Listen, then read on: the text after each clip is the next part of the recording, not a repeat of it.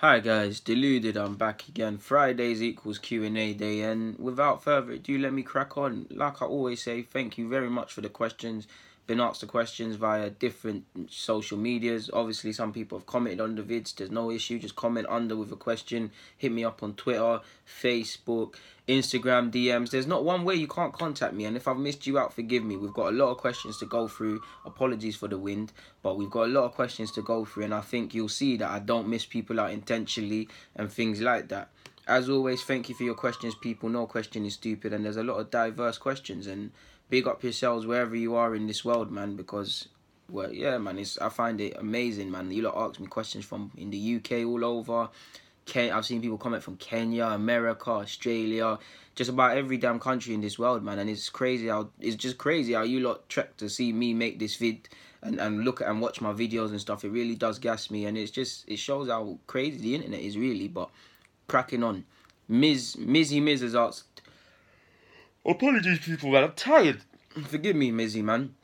You said deluded. Well, go on, bro. End of the season comes and you're Emery. You have managed to win the Europa League and finish third. So who would you sign for Arsenal in the summer? Realistic signings that you think would help us challenge for the league again. There's a lot of things where we have to do for the league again. But I'd inquire about... You put me on the spot, man. You put me on the spot. I'd go for Diallo or Konate. That'd be the first sort of signings I look to make. I'd look at Barella. I'd sign Brand if his release clause really is 24 million or so. Yeah, they're the ones that are in my head. I'd look for a midfielder as well. I've definitely written down a list of targets and you've put me on the spot there, to be honest with you.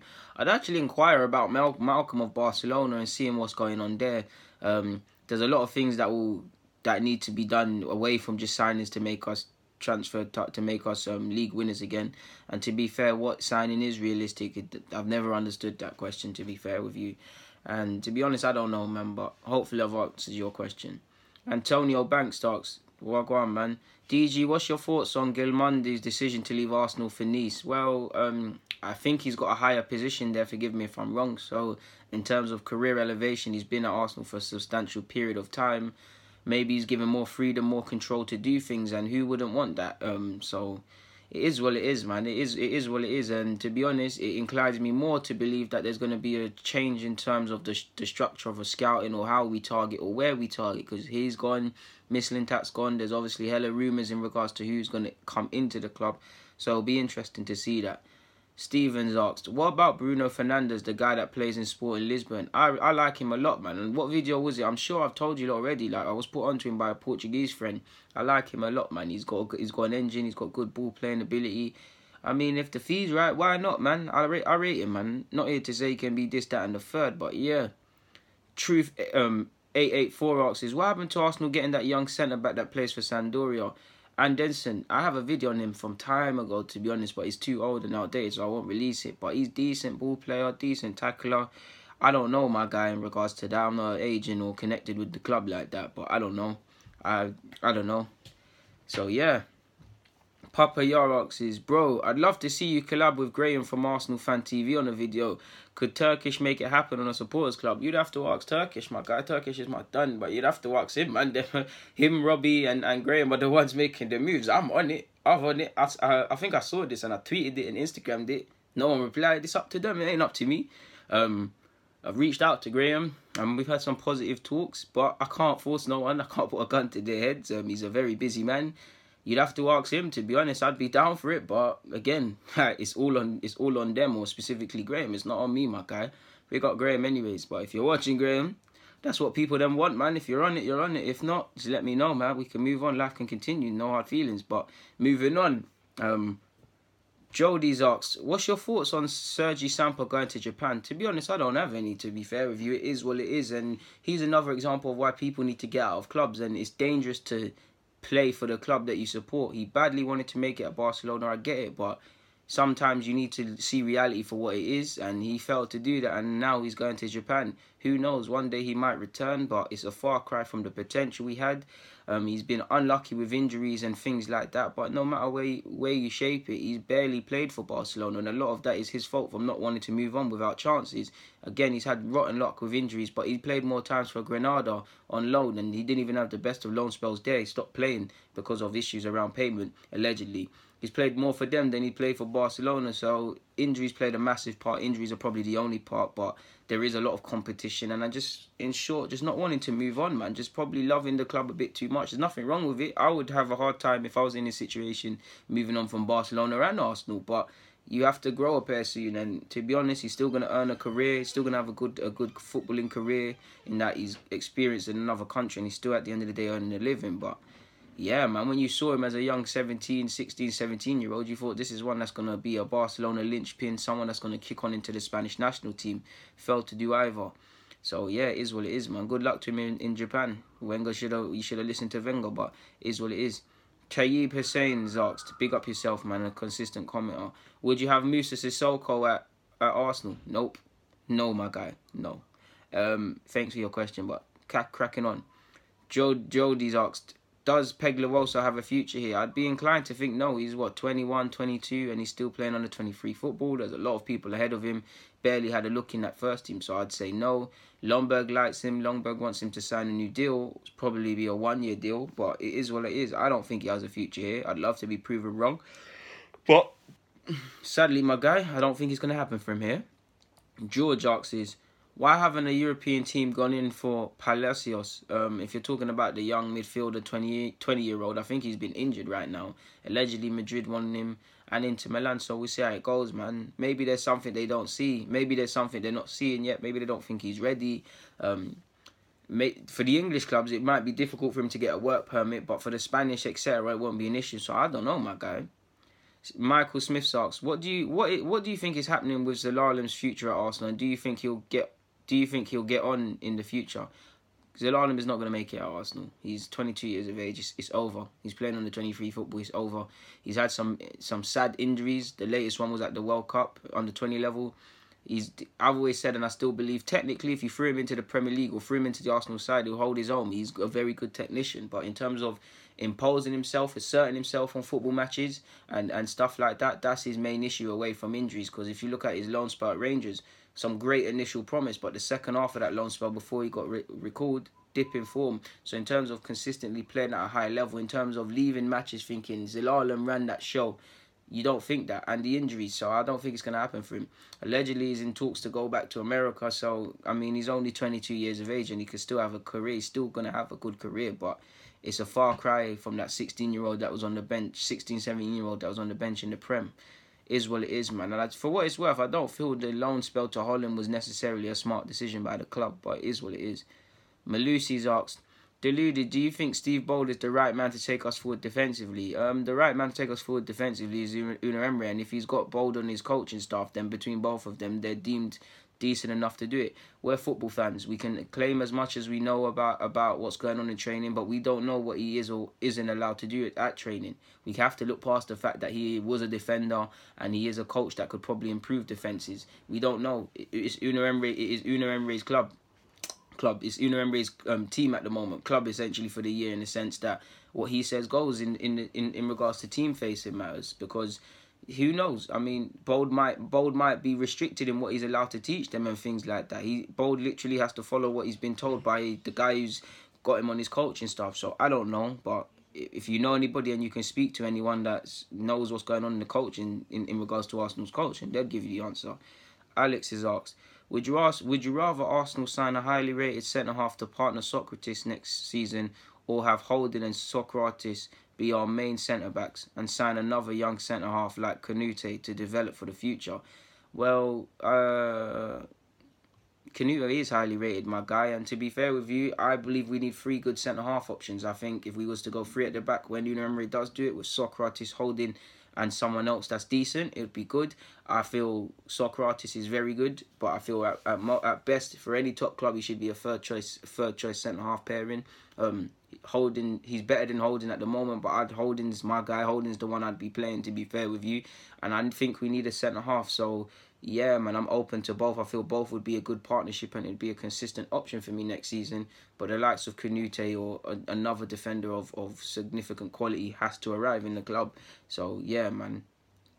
And you've also asked me, if you were managing a club and a player refused to come off the pitch, what action would you take as a manager? Do you think Sarri should take any blame?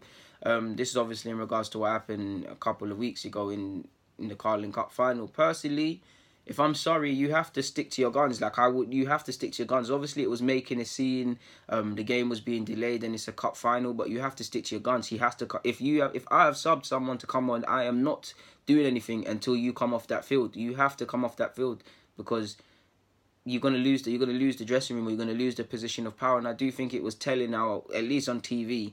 You only saw really Luis telling people, like telling Kepa to allow it, like you're making a scene. You didn't see the captain Aspilicueta. So for me, to be fair with you, that's what I would do, and it's a tricky one because I'd be inclined to. I'd say Kepa would never play for me again. People, he would never ever play for me. But when you move away from that, he was bought for 70 million. Nobody's gonna touch Kepa for that sort of price, at least at this moment in time. So they can't recoup it. Because of his age and his price tag, you'd be inclined to believe he's here longer than the manager. So maybe people higher above, if Sarri did want to do that, they'll be in his ear and say, listen, nah, you got to play him, you know. So, yeah, man, it's a difficult one. But in short, I would have made sure he comes off, and he would definitely have not been... I know Kepa played well against Fulham, but he definitely would not have been back in the side if he was my player that quickly, man. He would have had to control the bench, man, really and truly. But it is what it is. It's happened, isn't it? George has asked me again, who's better, Suso or Castellano? I'd rather Suso, but it's close. John's asked, is Mavropanos not yet fit, or is he not playing? He is fit, and I don't know why he's not playing.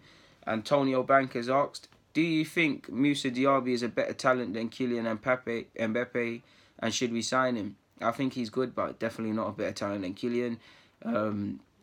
You've asked me, what's my thoughts on Yondana of Swansea? Sorry for so many questions. Bro, there's never so many questions. Keep them coming, man. Don't ever say that again.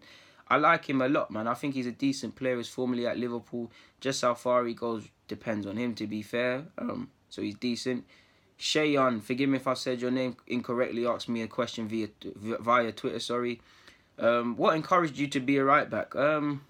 Failed winger, bro. Manager said that we're going to play their manager. Obviously, at the time I was going into fullback. I would say I came into my own as a footballer just when I signed into secondary school in year 7. At that period, the team I played for, a lot of people were going to Luton and Southend. And on my team, there was a fullback, similar build as me, very good technician and stuff. And he went to Luton, innit?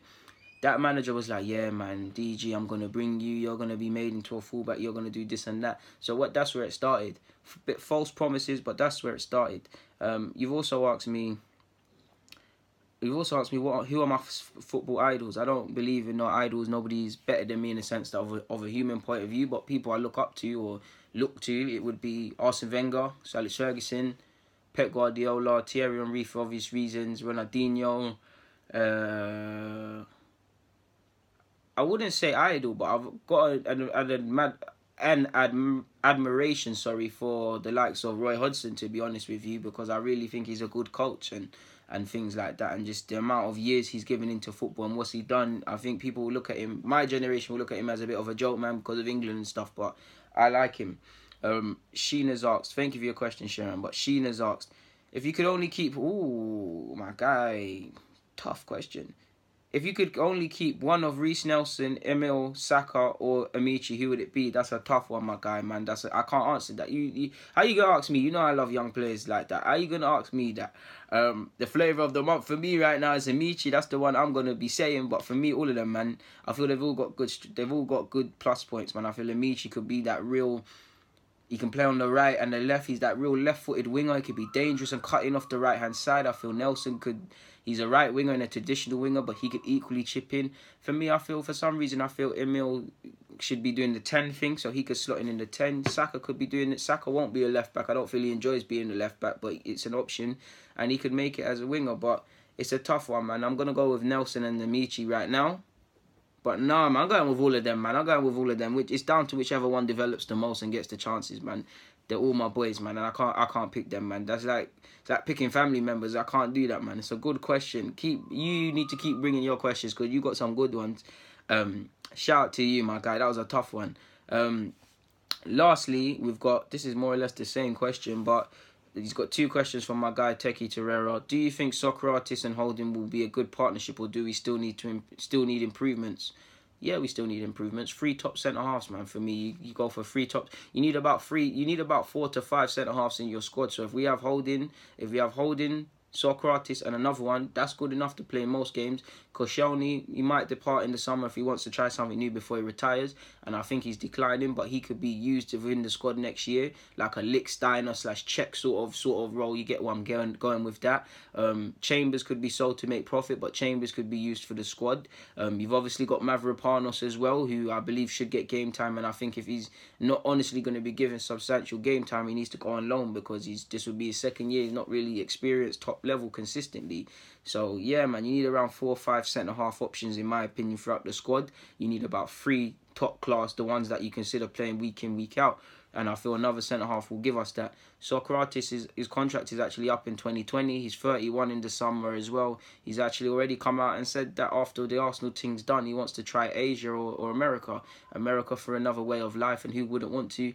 I'm assuming when he said Asia, he meant China, and I respect it if you want to get the payday, man. I respect it, really and truly. So, yeah. Lastly, you've asked me, what's your thoughts on Jean Carlos Caicedo of Arsenal? How important is he?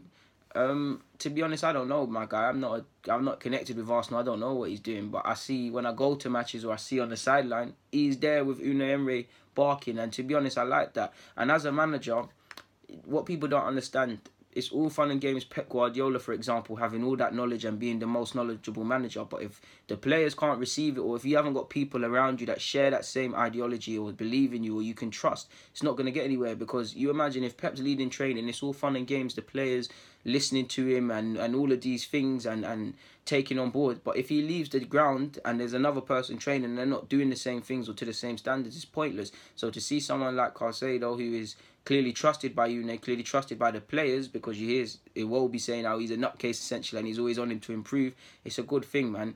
From reports I've seen, I can't verify it, but he's in charge of our set pieces, and we've improved defensively and offensively from set pieces. So he's doing his thing. Set piece drills. Obviously, you always saw the pre-season videos where he was G'ing up the players and stuff. I like to see that sort of stuff, man. And more time, these sort of people are more, I wouldn't say more important than the manager, but they're doing things you don't necessarily see. Like, we don't know what the likes of Mike Phelan or Carrick could be doing for Ole Gunnar Solskjaer. We don't know about this guy at Arsenal. You don't know about what people are doing behind the scenes. It's only come out how influential Arteta has been at periods at Manchester City. So the coaching staff is just as vital, in my opinion. Obviously, the manager and the players get the credit, but it's who you surround yourself with, people. Because you imagine, if I was a football scout now, imagine people, I'm a good scout, I'm a great scout, and this and that and the other, and I'm able to find the next Messi. But if I can't believe in my scouting team to work to the same high standards when I'm not there, or in general, then it's gonna fall apart. So you need people that you can trust, people that not necessarily see everything exactly how you see it, but are competent in terms of that. And he seems to have got that in Jan. Like I said, man, it's about who you have around you. If I look back at Sunday League, we had Darren. Darren was the main coach, and I don't want to say assistant because he was his own guy. But Snatch was another manager. He was the assistant, but you wouldn't know. Both of them of equal importance, which it didn't matter which one is telling you to do what. You did it. You did it as hard as you can. If Snatch said run, arguably Snatch was meaner than Darren, because Darren looked like Darren had a heart more time. But Snatch would, especially pre-season, Snatch would see that you're dying, your lungs are caving in, and he'll say do a couple more and things like that. So. Yeah, man, they're definitely as important, man. And to be honest with you, when Darren wasn't there, the same standard of session was there. So assistants, other coaches, people on your coaching staff are just as vital, and he's probably impacting the squad positively in more ways than we'll ever know, to be fair with you. There's a lot we probably don't know about the club because we're not there, essentially. But I think I ain't got no more questions, people. It's been a terrific Q&A. Again, the wind agrees. But yeah, people, thank you very much. Get in the comments with more so I can go again next Friday. Obviously, I hope Arsenal win on Sunday. Like I said, get in the comments, subscribe, like the vid, man. Thank you very much for your time. I hope you all enjoy the rest of your day, evening, whatever you're doing, wherever you're doing. Just stay safe, stay deluded, deluded nation, DG nation, deluded shit, all of that. I'm out.